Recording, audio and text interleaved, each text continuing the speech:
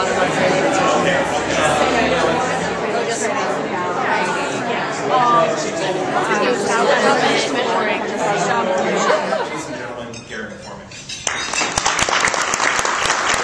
Working in an uncontrolled environment already.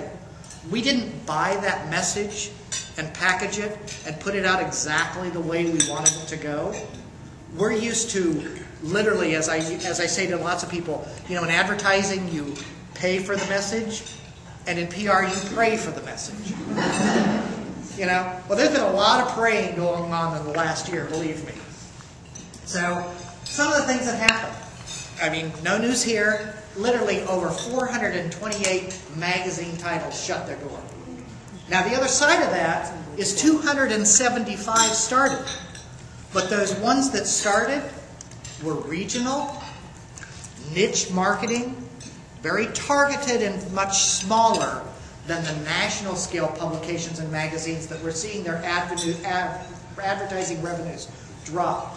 So that's what happened in 2009. But this wasn't a new phenomenon. In 2008, 525 folded.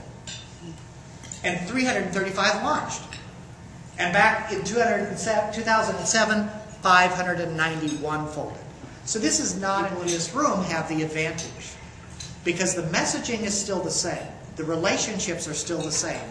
The delivery that we have in segmenting messages and tailoring messages to audiences and understanding the attributes, the demographics, the affinities of those groups, and knowing that you don't do one message and broadcast it, but that instead you tailor and have a dialogue and get a response and feedback so that you can give the information that really is right for public relations.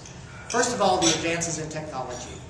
The two-way communication, the ability for the consumer to comment, the engagement of those consumers now with organizations is benefit to us. Because it puts us in the position of helping organizations to manage their relationships. The changing role of the media is moving us to a position where we can now engage in not only managing relationships with traditional media, which is not going away, it's going to continue to be our focus, but also to understand how we can actually become a publisher and how we can actually engage audiences in different interactions and different relations. One thing that will safeguard your brand is to maintain your own ethics. And I think that if that's first and foremost, a lot of things will be forgiven by the consumer if actually you were honest and you were open and you were transparent and you held to your ethics. So I thank you very much, and if we still have time, we'll take any questions. Maybe one or two.